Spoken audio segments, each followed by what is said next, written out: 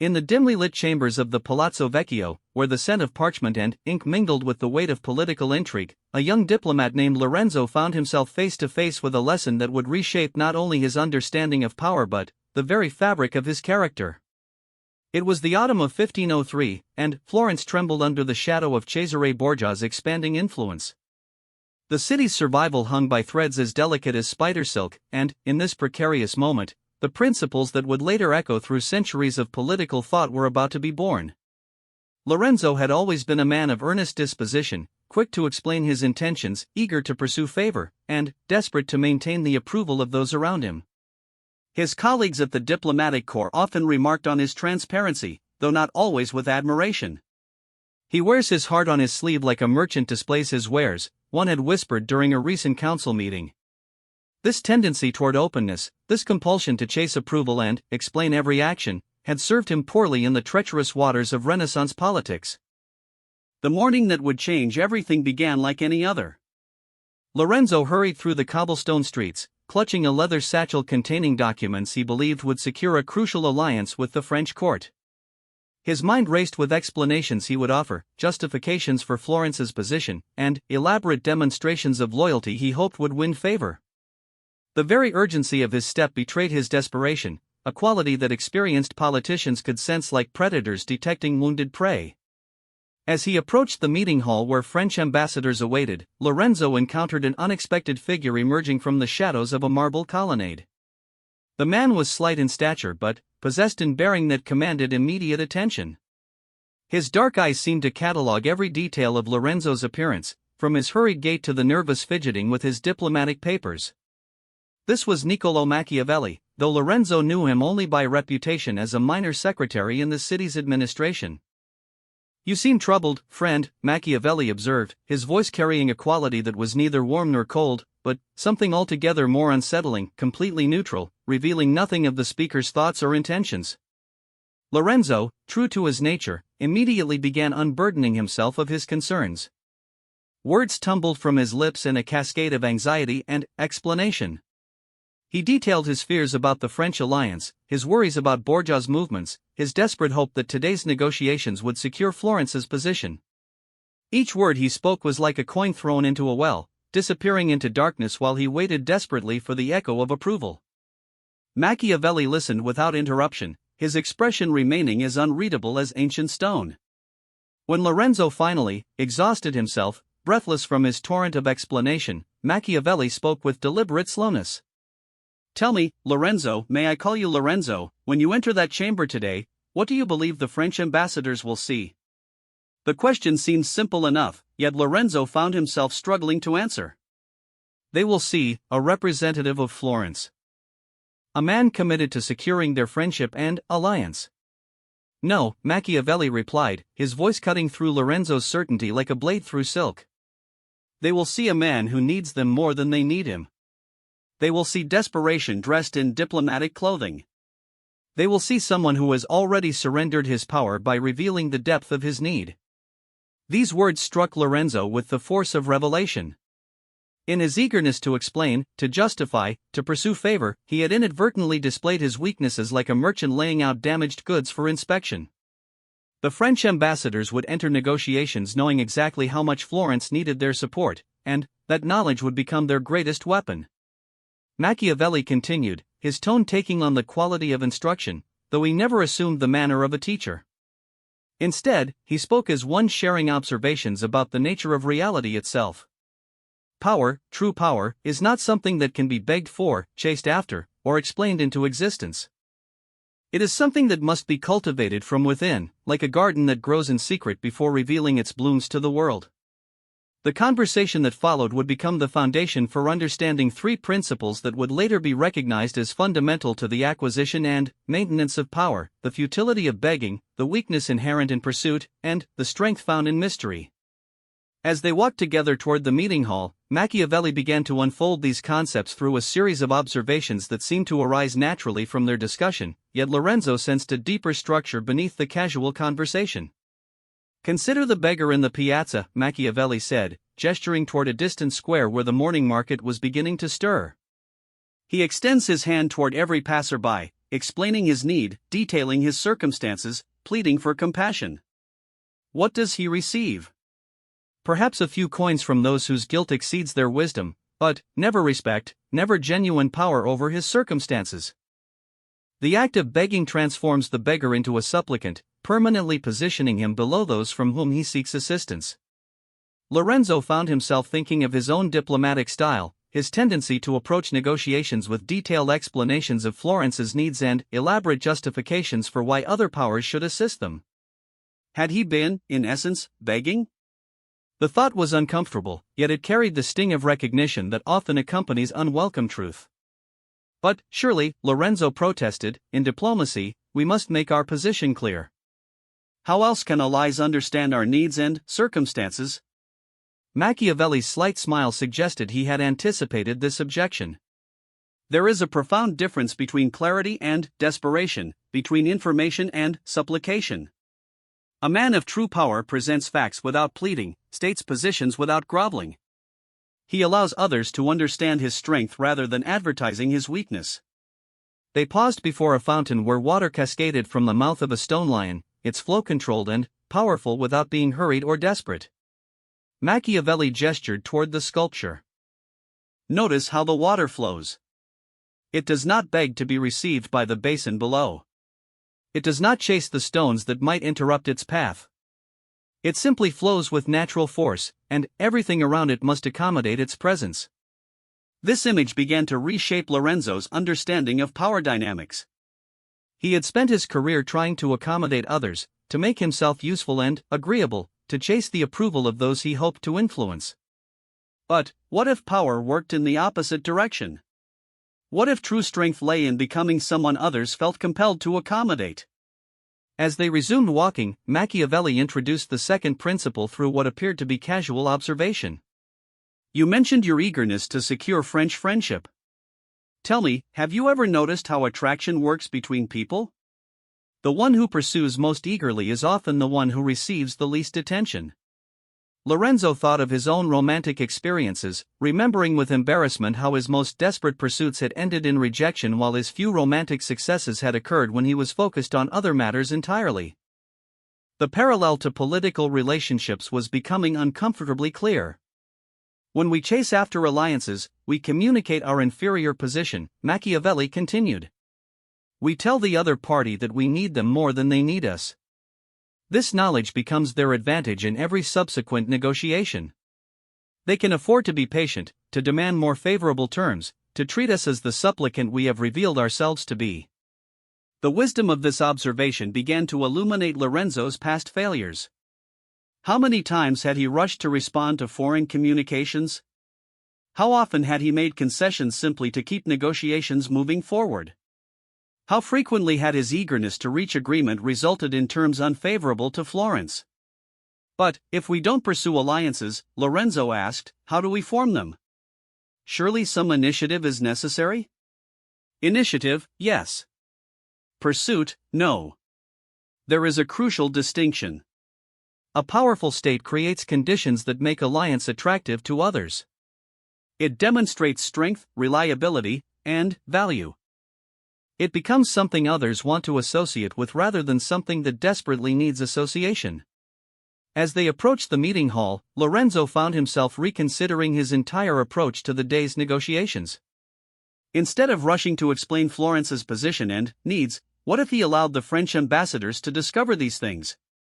Instead of chasing their approval, what if he demonstrated Florence's value in subtle ways that would make them eager to secure the alliance? Machiavelli seemed to sense the shift in Lorenzo's thinking. This brings us to the third principle, perhaps the most powerful of all, the strength that lies in mystery. They stopped outside the great doors of the meeting hall, where sounds of preparation could be heard within. Machiavelli's voice dropped to a more intimate register, though his words carried no less authority. Human beings are naturally curious creatures. We are drawn to what we cannot fully understand or predict. When someone explains everything, when they make themselves completely transparent, they become like a book that has been read, interesting perhaps, but no longer compelling. Lorenzo thought of the most powerful figures he had encountered in his diplomatic career. Without exception, they shared a quality of inscrutability. They revealed their thoughts selectively, spoke with precision rather than elaboration, and left others wondering about their true intentions and capabilities. Mystery is not the same as deception, Machiavelli clarified, anticipating another objection. It is simply the wisdom of restraint.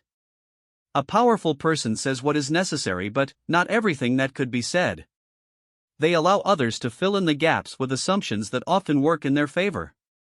The concept was beginning to take shape in Lorenzo's mind. By explaining everything, by laying out Florence's complete position and needs, he had been eliminating mystery and, therefore, eliminating one of his greatest sources of power. The French ambassadors would enter today's meeting knowing exactly what Florence wanted and how badly they wanted it. This knowledge would allow France to control the negotiation from beginning to end. Consider, Machiavelli said, how differently this meeting might unfold if you entered as a man they could not fully read. If you shared some information but withheld other pieces. If you demonstrated Florence's capabilities without revealing the full extent of your needs. If you left them curious about what Florence might offer or might withhold. The transformation in Lorenzo's thinking was rapid but thorough. He began to see his habitual patterns of explanation, pursuit, and transparency not as virtues but as unconscious surrenders of power. Every time he had explained his motivations, he had given others information they could use against him. Every time he had chased after approval or alliance, he had revealed his position of weakness. Every time he had made himself completely transparent, he had eliminated the mystery that might have made him intriguing and valuable. But Machiavelli was not finished.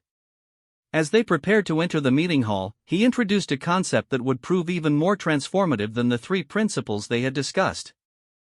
There is something else you must understand, Lorenzo. These principles, never begging, never chasing, never explaining everything, they are not mere tactics to be employed when convenient. They must become part of who you are. And that transformation requires something many men are unwilling to undertake, the destruction of their weaker self. The phrase hung in the air between them like a challenge. Lorenzo had been thinking of power as something external, something to be gained through better strategy and technique. But Machiavelli was suggesting that true power required internal transformation, a fundamental change in character and identity. What do you mean by the destruction of the weaker self? Lorenzo asked, though part of him already suspected the answer would be uncomfortable. I mean the elimination of those parts of your character that make you dependent on external validation. The aspects of your personality that compel you to seek approval, to explain yourself constantly, to chase after others for confirmation of your worth. These traits may seem harmless, even admirable in their humility, but they are the very characteristics that render a man powerless in the face of those who would exploit his weaknesses. Lorenzo felt a sudden recognition of the challenge before him.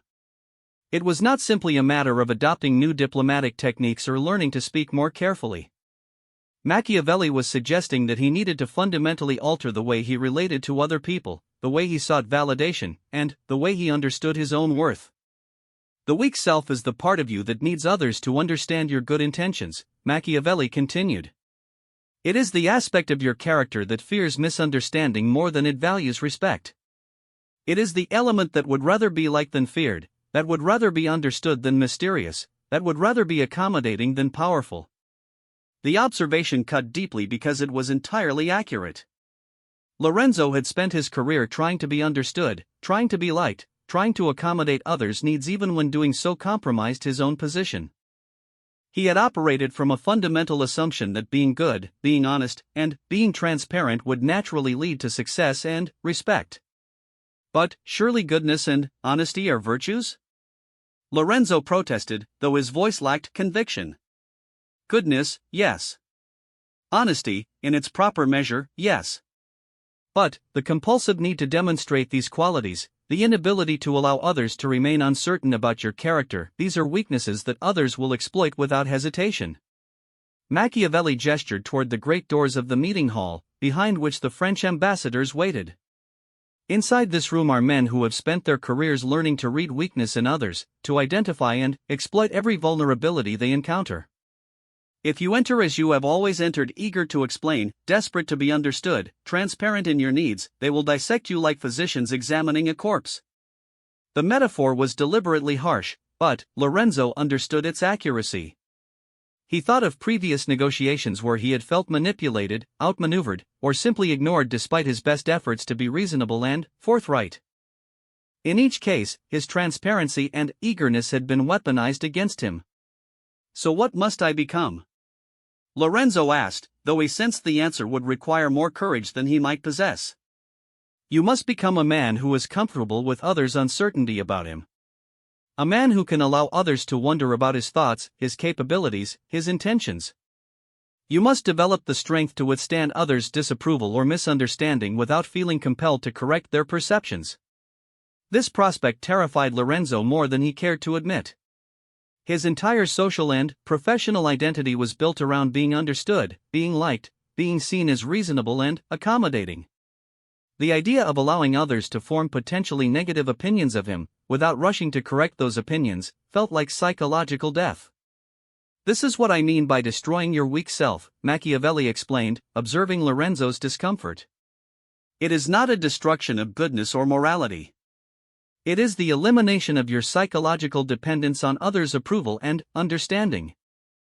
It is the development of an internal source of validation that cannot be threatened or manipulated by external forces." As these concepts settled in Lorenzo's mind, he began to understand why Machiavelli had linked the three principles, never begging, never chasing, never explaining, to this deeper transformation. These weren't just behavioral guidelines, they were symptoms of a fundamental character shift. A man who had destroyed his weak self would naturally avoid begging because he wouldn't feel desperate need for others' assistance. He would naturally avoid chasing because he wouldn't require external validation of his worth. He would naturally maintain appropriate mystery because he wouldn't feel compelled to make others understand him. The man who has accomplished this transformation, Machiavelli said, becomes essentially indestructible in the realm of human relationships. Others may dislike him, may disagree with him, may even oppose him, but they cannot destroy him because his sense of self and worth no longer depends on their opinions or actions. The power of this concept was beginning to dawn on Lorenzo. He thought of the most formidable opponents he had encountered in his diplomatic career, men who seemed unmoved by criticism, unshaken by hostility, immune to manipulation. They shared this quality of internal independence, this freedom from the psychological weaknesses that made other men controllable. But, how does one accomplish such a transformation? Lorenzo asked. These patterns of seeking approval and explanation, they feel as natural as breathing. Machiavelli's response revealed the practical wisdom that would later make his name synonymous with political understanding. Like any transformation, it begins with observation and practice. You must begin to notice when you feel the urge to explain yourself unnecessarily, when you sense yourself chasing after others' approval, when you feel desperate for particular outcomes. In those moments, you must practice restraint. This advice was both simple and profound. Lorenzo realized that he had never really observed his own behavioral patterns, had never noticed the moments when his need for validation drove his actions. The very act of observation might begin to create space between impulse and action. Start with small things, Machiavelli suggested. When someone misunderstands your intentions, resist the immediate urge to correct them. When you feel the desire to pursue someone's approval, pause and consider whether that pursuit serves your actual interests. When you want to explain your reasoning for a decision, ask yourself whether that explanation strengthens or weakens your position. These practical steps felt manageable, though Lorenzo suspected that implementing them would be more challenging than it appeared. Years of habitual behavior would not change overnight, and the psychological discomfort of allowing others to misunderstand him would be significant. The transformation is gradual, Machiavelli acknowledged, but the results compound over time. As you become less dependent on others' understanding and approval, you will naturally begin to command more respect and influence.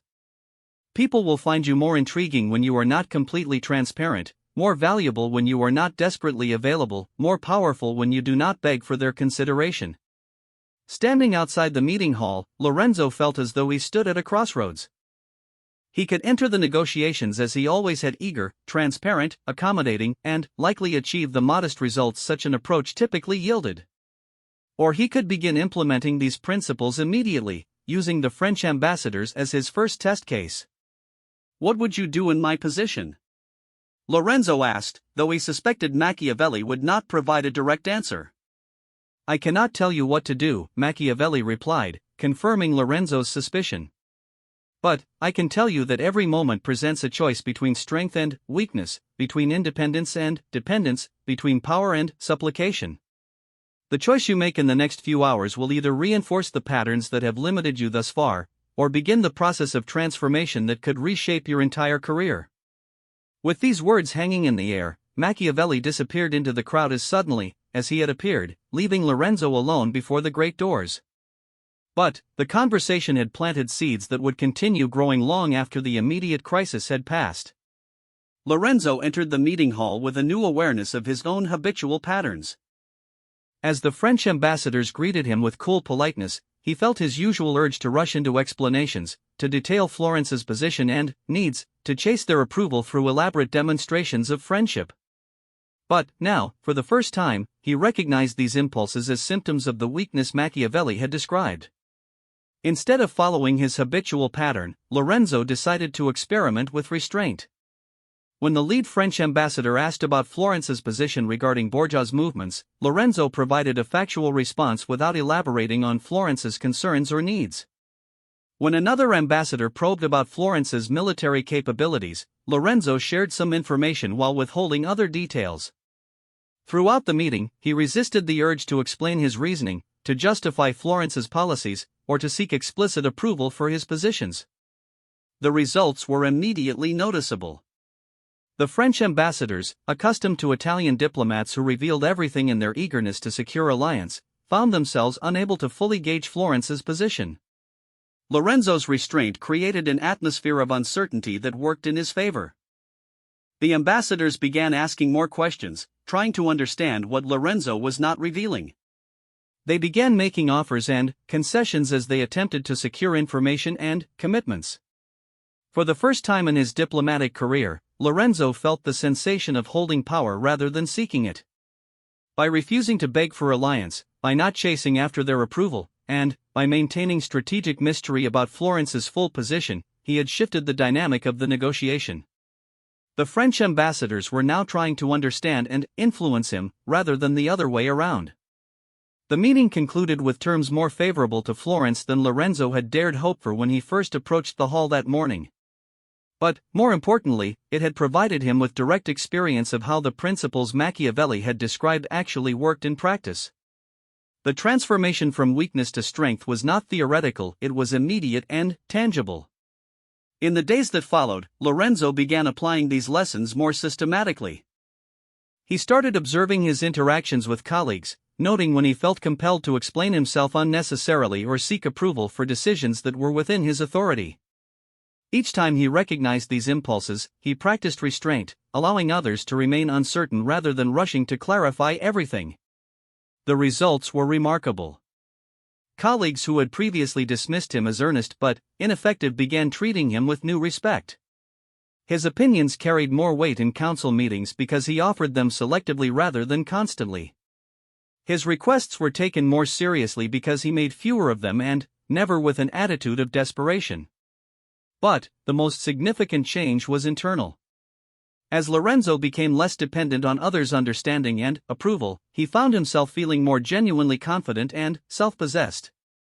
The anxiety that had previously driven his need to explain and seek validation began to diminish. He discovered that he could be comfortable with others' uncertainty about his thoughts and intentions. This transformation attracted the attention of senior figures in Florence's government.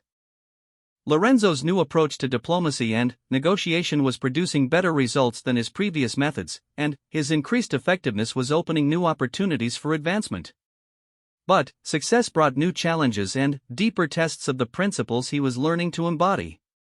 Several months after his encounter with Machiavelli, Lorenzo found himself appointed as Florence's chief negotiator in a crucial set of discussions with papal representatives.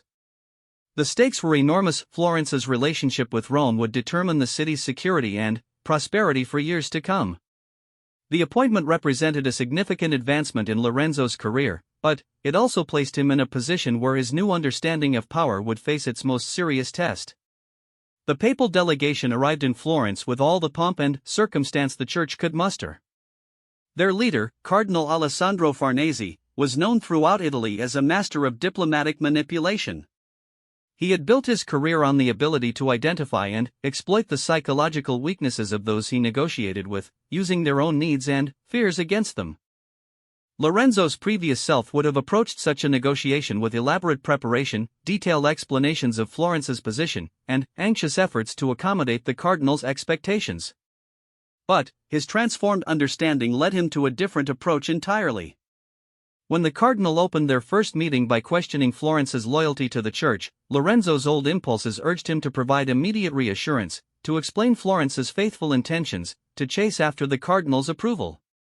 Instead, Lorenzo simply acknowledged the question and waited. The silence that followed was uncomfortable, but Lorenzo had learned to tolerate discomfort rather than rushing to eliminate it. Cardinal Farnese, accustomed to Italian diplomats who revealed everything in their eagerness to please, found himself uncertain about how to proceed. Lorenzo's refusal to provide the expected explanations and reassurances created a dynamic the cardinal was not prepared for. Instead of being able to exploit Lorenzo's obvious needs and fears, the cardinal found himself working to understand what Lorenzo was thinking. "You seem remarkably composed for a man whose city's future hangs in the balance," the cardinal observed, probing for a reaction that might reveal Lorenzo's true concerns. "I am here to discuss matters of mutual interest," Lorenzo replied, revealing nothing of his internal state while suggesting that Florence had something valuable to offer rather than desperately needing papal favor. This exchange established a pattern that continued throughout the negotiations. Rather than explaining Florence's position in detail, Lorenzo allowed the cardinal to discover it piece by piece. Rather than chasing after papal approval, Lorenzo demonstrated Florence's value as an ally through subtle references to the city's capabilities and connections. Rather than begging for favorable terms, Lorenzo presented options that made cooperation attractive to Rome while protecting Florence's interests. The transformation in negotiating dynamics was profound. Cardinal Farnese, one of the most skilled manipulators in Italian politics, found himself unable to gain psychological advantage over Lorenzo.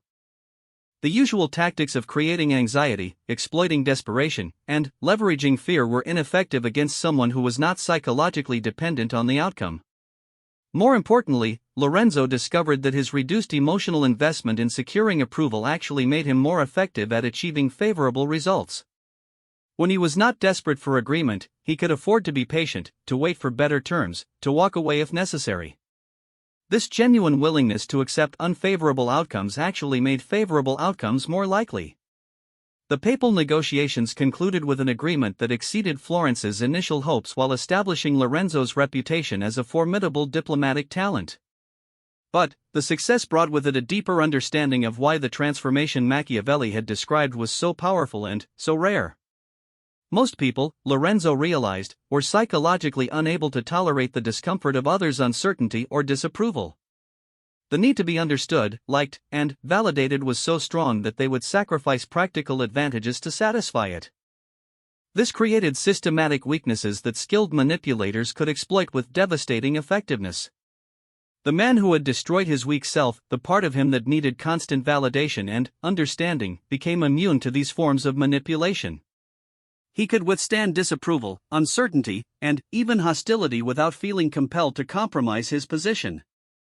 This immunity made him genuinely powerful in ways that techniques and tactics alone could never achieve. Lorenzo's transformation continued over the following years as Florence faced increasingly complex challenges. The principles he had learned, never begging, never chasing, never explaining unnecessarily, became natural extensions of his character rather than conscious strategies. He found that he no longer needed to remember to implement them, they flowed naturally from his reduced dependence on external validation. The destruction of his weak self had created space for the development of genuine strength. Where he had previously sought power through accommodation and explanation, he now commanded respect through competence and restraint. Where he had previously tried to control others' perceptions of him, he now focused on achieving actual results while remaining comfortable with others' uncertainty about his methods and motivations. This transformation did not go unnoticed by Machiavelli, who had continued observing Lorenzo's development from a distance. Several years after their initial encounter, the two men found themselves together again, this time in the gardens of the Medici Palace where a reception was being held for foreign diplomats. "You have changed considerably since our last conversation," Machiavelli observed, his tone carrying approval tinged with analytical interest. "I have implemented the lessons you shared," Lorenzo replied, though he recognized that implemented was inadequate to describe the fundamental character transformation he had undergone. "No," Machiavelli corrected gently. "You have become those lessons. There is a significant difference. Many people can temporarily adopt new behaviors when they remember to do so. Few can transform themselves so thoroughly that powerful behavior becomes natural and unconscious." The distinction was important. Lorenzo realized that his early efforts to avoid begging, chasing, and over-explaining had required constant conscious effort. But, as his psychological dependence on external validation diminished, these behaviors became natural expressions of his character rather than techniques he had to remember to employ. "The destruction of the weak self is rarely complete," Machiavelli continued. "It is more accurate to say that you have starved those aspects of your character that made you vulnerable while feeding those that make you strong. The result is a fundamental shift in how you relate to power and other people." This insight helped Lorenzo understand why his transformation had felt so thorough. He had not simply learned new diplomatic techniques, he had altered the psychological foundations that drove his behavior. The desperate need for approval that had previously governed his actions had been replaced by genuine self-possession and internal validation. "But there is something else you must understand," Machiavelli added, his voice taking on a more serious tone. "The principles we discussed, never begging, never chasing, never explaining, these are not merely personal development strategies. They reflect deeper truths about the nature of power itself." Lorenzo sensed that Machiavelli was about to share insights that went beyond individual transformation to encompass broader principles of human organization and control. Power, in its essence, is the ability to shape outcomes without depending on others' cooperation or approval, Machiavelli explained. Those who beg for power reveal that they do not possess it. Those who chase after it demonstrate that it eludes them. Those who must constantly explain their authority show that their authority is questionable. These observations illuminated patterns Lorenzo had noticed but not fully understood. The most powerful figures he had encountered in politics, trade, and social relations shared these characteristics. They did not beg, chase, or over-explain. Their power seemed to flow naturally from their character rather than being constructed through effort and technique. "This is why the destruction of the weak self is so crucial," Machiavelli continued. "It is not simply about becoming more effective in negotiations or relationships. It is about aligning yourself with the fundamental nature of power itself." The conversation continued as they walked through the gardens, past fountains and sculptures that had witnessed centuries of political intrigue. Machiavelli shared observations about rulers and republics, about the relationship between character and authority, about the ways that individual transformation could influence broader patterns of human organization. "Consider the great leaders of history," Machiavelli said. "Caesar, Alexander, Augustus. What made them great was not simply their strategic brilliance or military capability, though these were certainly important. What made them great was their psychological independence from the very forces they sought to control." This insight helped Lorenzo understand why his personal transformation had implications beyond his own career success. By freeing himself from psychological dependence on others' approval and understanding, he had developed a form of inner authority that influenced every interaction he had. "A leader who needs to be loved cannot make difficult decisions," Machiavelli observed. "A ruler who requires understanding cannot maintain necessary mysteries. A powerful person who depends on others' approval has surrendered the very independence that makes power possible."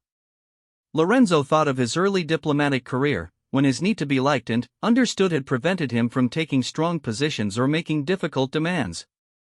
His transformation had freed him to act based on Florence's actual interests rather than his psychological needs, and this freedom had made him genuinely more effective at serving those interests. "But, surely," Lorenzo said, "there are risks in becoming too independent, too mysterious, too removed from others' concerns?" Machiavelli's response revealed the sophisticated balance required for the effective exercise of power. "Independence is not the same as isolation. Mystery is not the same as deception. Strength is not the same as cruelty. The goal is not to become inhuman, but to become immune to the specific weaknesses that others can exploit. This distinction was crucial. Lorenzo had observed that his transformation had not made him less capable of empathy or cooperation.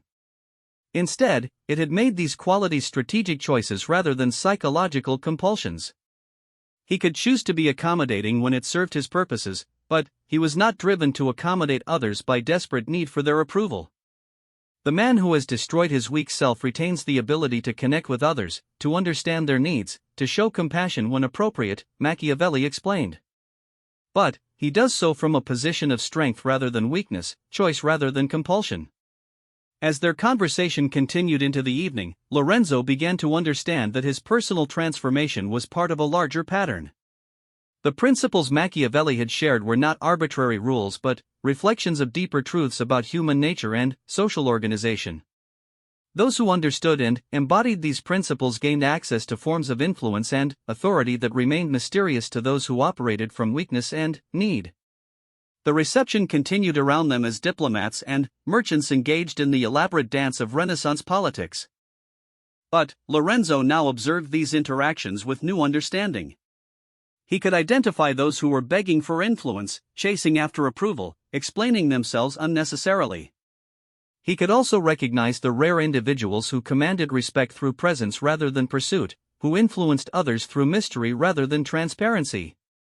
"Watch Cardinal Medici," Machiavelli said, directing Lorenzo's attention to a figure moving through the crowd with particular grace and authority. "Notice how others approach him rather than the reverse. See how he listens more than he speaks, how he reveals his thoughts selectively rather than completely." Lorenzo observed the cardinal's interactions and recognized the principles they had discussed being demonstrated in real time. The cardinal never appeared desperate for any particular outcome, never chased after others' attention, never felt compelled to explain his positions in elaborate detail. Yet he was clearly one of the most influential figures at the gathering. Power recognizes power, Machiavelli noted. Those who have genuinely transformed themselves are naturally drawn to others who have accomplished similar transformations.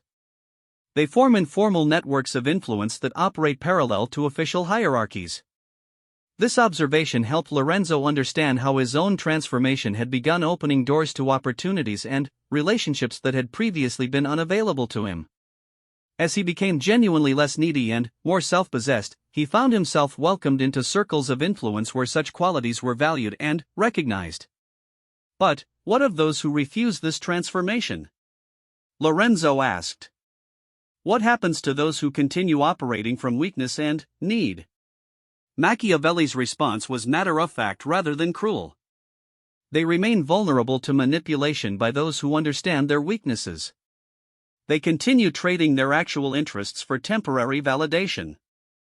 They achieve modest successes at best, and those successes remain dependent on others' continued goodwill. Lorenzo thought of colleagues who continued operating from the patterns he had abandoned, the constant need to explain themselves, the desperate pursuit of approval, the willingness to compromise anything for the sake of being liked. While he felt compassion for their struggles, he also recognized that their continued weakness made them unreliable allies and ineffective adversaries. This is perhaps the most difficult truth about power, Machiavelli said. It tends to concentrate among those who understand its principles while remaining elusive for those who approach it from weakness. This is not a moral judgment but a practical reality. The evening was drawing to a close, but the conversation had illuminated principles that Lorenzo knew would continue influencing his understanding for years to come.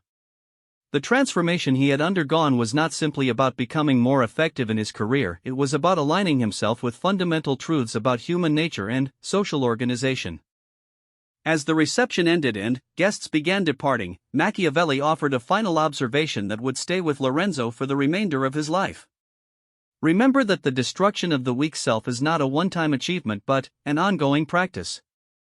The psychological patterns that made you vulnerable in the past will continue trying to reassert themselves, especially during times of stress or uncertainty. Vigilance is required to maintain the transformation you have accomplished. This advice proved prophetic. In the years that followed, Lorenzo faced numerous situations that tested his commitment to the principles he had embodied. During times of crisis, he felt the old urges returning, the desire to explain everything, to chase after others' approval, to beg for assistance rather than commanding respect. But his understanding of these urges had fundamentally changed. Instead of being unconscious compulsions that drove his behavior, they became recognized temptations that he could observe and choose to resist. The practice of maintaining his transformation became a source of ongoing strength rather than constant struggle. Lorenzo's career continued advancing as Florence navigated the treacherous waters of Italian politics. His reputation as a skilled and trustworthy negotiator spread beyond Tuscany, leading to opportunities to represent Florence in increasingly important diplomatic missions. But success brought new challenges that tested the depth of his transformation. During a particularly complex series of negotiations with Venetian representatives, Lorenzo found himself facing skilled opponents who clearly understood the same principles he had learned. They did not beg for favorable terms, did not chase after Florence's approval, and maintained strategic mystery about their true positions and capabilities. The negotiations became a subtle contest between practitioners of sophisticated power dynamics, each side seeking advantage while avoiding the display of weakness that would invite exploitation. Lorenzo discovered that his transformation had not made him invincible but had elevated him to a level where he could engage with other genuinely powerful people as an equal. The Venetian negotiations lasted several months and required all of Lorenzo's developed capabilities. He found himself drawing not only on the principles Machiavelli had taught him but on the deeper character transformation that had made those principles natural rather than forced. The ability to remain comfortable with uncertainty, to resist the urge to explain everything, to maintain dignity without desperation, these qualities proved essential in achieving a favorable outcome for Florence. The success of these negotiations established Lorenzo as one of Florence's most valuable diplomatic assets and brought him to the attention of the highest levels of Italian politics. But it also provided him with a deeper understanding of why the principles he had learned were so rare and so valuable. Most people, even intelligent and well-intentioned people, were psychologically unable to tolerate the discomfort required to embody these principles consistently. The need to be understood, liked, and validated was too strong to overcome through willpower alone.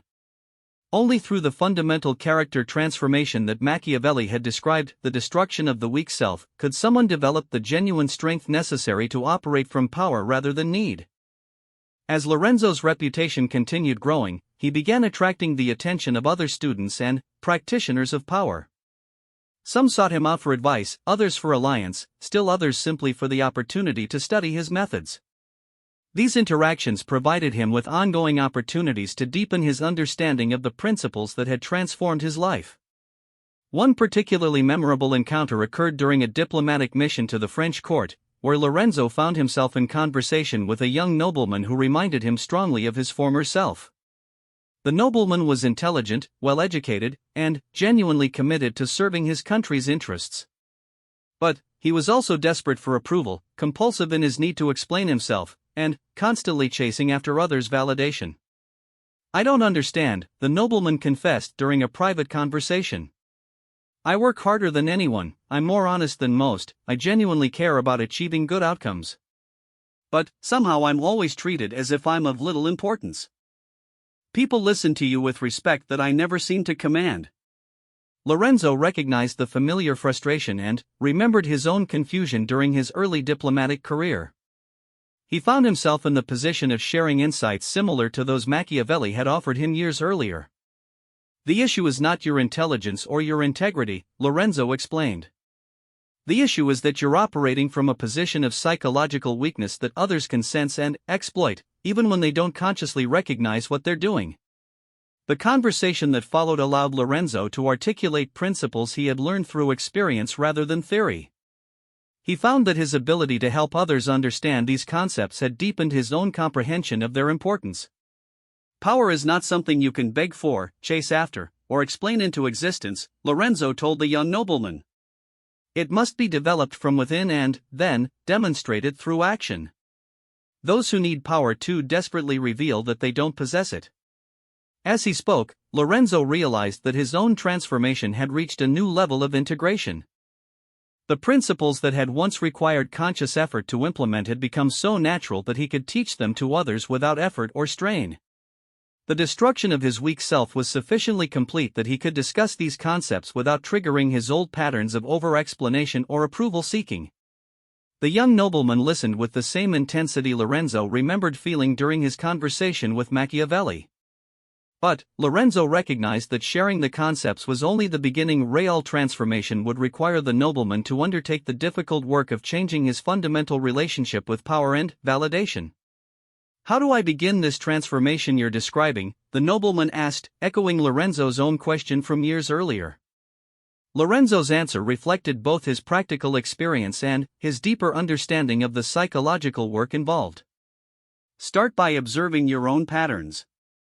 Notice when you feel compelled to explain yourself unnecessarily, when you chase after others' approval, when you beg for outcomes instead of creating conditions that make those outcomes likely. The advice was simple but profound, just as Machiavelli's had been. Real transformation began with awareness of existing patterns, followed by the patient work of choosing different responses to familiar triggers. The goal is not to become cold or calculating, Lorenzo clarified, remembering his own concerns about losing his humanity. The goal is to become genuinely self-possessed, so that your kindness comes from strength rather than weakness, your cooperation comes from choice rather than compulsion. As their conversation continued, Lorenzo found himself appreciating how much his understanding had deepened since his initial encounter with these concepts. What had begun as diplomatic techniques had evolved into a comprehensive philosophy of human relationships and personal development. The young nobleman departed with much to consider, and Lorenzo suspected he would face the same choice that had confronted him years earlier, whether to undertake the difficult work of fundamental transformation or to continue operating from familiar patterns of weakness and need. Lorenzo's encounter with the nobleman also prompted him to reflect on his own continued development. The transformation he had undergone was substantial but not complete.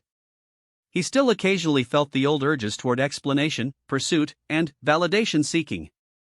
But these urges had lost their compulsive quality and could be observed and managed rather than automatically obeyed. This ongoing nature of the transformation became clearer as Lorenzo advanced to even higher levels of responsibility within Florence's government. Eventually, he was appointed to a position that required him to manage not just individual negotiations but complex networks of relationships and competing interests. The psychological demands of such responsibility tested every aspect of his developed character. There were times when the pressure to explain Florence's policies, to chase after allies' approval, or to beg for support became almost overwhelming. But his practiced ability to resist these urges and operate from strength rather than weakness proved essential to his effectiveness. One of the most challenging tests came during a period when Florence faced threats from multiple directions: military pressure from hostile neighbors, economic challenges from changing trade routes, and internal political tensions that threatened the city's stability. The natural human response to such circumstances would be panic, desperate explanation of Florence's position, frantic pursuit of any available assistance. Lorenzo found that his transformation allowed him to respond differently. Instead of revealing Florence's desperation to potential allies, he demonstrated the city's continuing capabilities and value as a partner. Instead of chasing after every possible source of assistance, he carefully evaluated which relationships would truly serve Florence's interests. Instead of explaining every aspect of the crisis to anyone who would listen, he maintained strategic mystery about Florence's plans and resources. This approach proved remarkably effective. Potential allies, unable to fully gauge Florence's weakness, assumed the city possessed hidden strengths and resources. Enemies, uncertain about Florence's capabilities and intentions, proceeded with caution rather than aggression. Internal factions, unsure of Lorenzo's complete plans, were less likely to openly oppose him. The crisis was successfully navigated, but, more importantly, it demonstrated that the principles Lorenzo had learned scaled up to the highest levels of political and strategic challenge. The destruction of the weak self was not just useful for individual negotiations, it was essential for leadership itself. As Lorenzo's career continued evolving, he began to understand that his personal transformation was part of a larger pattern of human development that had implications far beyond individual success. Those rare individuals who accomplished similar transformations formed informal networks of influence that shaped the course of events in ways that remained invisible to those operating from weakness. These networks were not formal conspiracies but natural alignments of people who recognized genuine strength and competence in each other. They shared information, coordinated activities, and supported each other's initiatives not because of explicit agreements but because they understood the value of alliance with other genuinely powerful people. Lorenzo found himself welcomed into such networks as his reputation for effectiveness and reliability continued growing. But he also recognized that access to these circles required constant maintenance of the principles that had earned him entry. Any regression toward his old patterns of weakness and need would quickly result in exclusion from relationships where such qualities were liabilities. This recognition helped him understand why Machiavelli had emphasized that the destruction of the weak self was an ongoing practice rather than a one-time achievement. The social and professional environments where real power was exercised provided constant tests of character. Those who passed these tests gained access to greater opportunities and influence. Those who failed were gradually marginalized, regardless of their formal titles or positions. Years passed, and Lorenzo's understanding of these principles continued deepening through experience and observation. He witnessed the rise and fall of various political figures, noting how their success or failure correlated with their embodiment of or deviation from the principles he had learned. Those who succeeded in accumulating and maintaining real power as opposed to mere position or title consistently demonstrated the characteristics Machiavelli had described. They did not beg for authority but commanded respect through competence. They did not chase after others' approval but created conditions that made others seek their favor. They did not explain everything but maintained strategic mystery that enhanced their influence. Conversely, those who failed or achieved only limited success typically displayed the weaknesses Lorenzo had overcome in himself. They begged for recognition of their efforts, chased after validation from superiors and peers, and explained their actions in excessive detail that revealed their insecurities and vulnerabilities. The pattern was so consistent that Lorenzo began to see these principles not as techniques for personal advancement but as fundamental laws of human nature and social organization. Understanding and embodying them was not optional for anyone who sought to exercise significant influence, it was a basic requirement. This understanding led Lorenzo to a final insight that completed his transformation from student to master of these principles. The destruction of the weak self was not simply about becoming more effective or successful. It was about aligning oneself with the deeper structures that govern human relationships and social hierarchies. Those who accomplished this alignment gained access to forms of power and influence that remained permanently unavailable to those who operated from weakness and need. They became part of the hidden architecture of society, the informal networks of genuinely capable people who shaped events while remaining largely invisible to those focused only on formal structures and official positions. Lorenzo's career ultimately reached heights that would have been unimaginable during his early days as an earnest young diplomat desperate for approval and understanding. But, more importantly, his personal transformation had equipped him with the character necessary to handle such responsibilities without being corrupted or destroyed by them. The principles he had learned, never begging, never chasing, never explaining unnecessarily, had become so thoroughly integrated into his character that they required no conscious effort to maintain. The destruction of his weak self was sufficiently complete that he could operate from genuine strength in any situation. But, perhaps the most significant achievement was that his transformation had made him capable of recognizing and developing these same qualities in others. Like Machiavelli before him, Lorenzo found himself in the position of offering guidance to those ready to undertake their own journey from weakness to strength. The cycle continued as Lorenzo shared these insights with a new generation of students and practitioners. Each successful transformation added another member to the informal networks of genuinely powerful people who understood these principles. Each failure served as a reminder of why such transformation was both rare and valuable. As Lorenzo reflected on his journey from desperate young diplomat to master of statecraft, he understood that the principles Machiavelli had shared with him represented more than personal development techniques or political strategies. They were insights into the fundamental nature of power itself, how it was acquired, maintained, and exercised by those who understood its deepest secrets.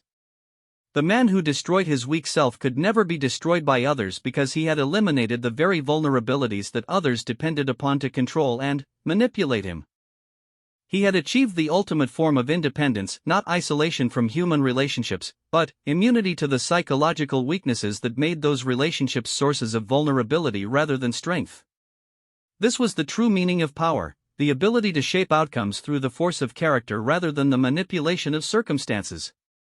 It was available to anyone willing to undertake the difficult work of fundamental transformation, but it required abandoning the comfortable illusions of weakness in favor of the demanding realities of genuine strength.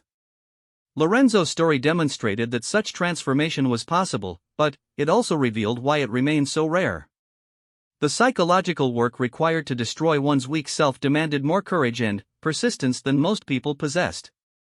It required abandoning patterns of behavior that felt natural and comfortable in favor of approaches that initially felt foreign and difficult. But, for those who completed this transformation, the rewards extended far beyond personal success or career advancement. They gained access to the hidden structures of power that shaped the world around them, becoming part of the select group of individuals who understood how influence really worked and how it could be exercised with maximum effectiveness. The principles Lorenzo had learned, never beg, never chase, never explain, were not mere rules but expressions of a transformed character that had learned to operate from strength rather than weakness. They flowed naturally from someone who had destroyed the parts of himself that required external validation and had developed genuine internal authority in their place.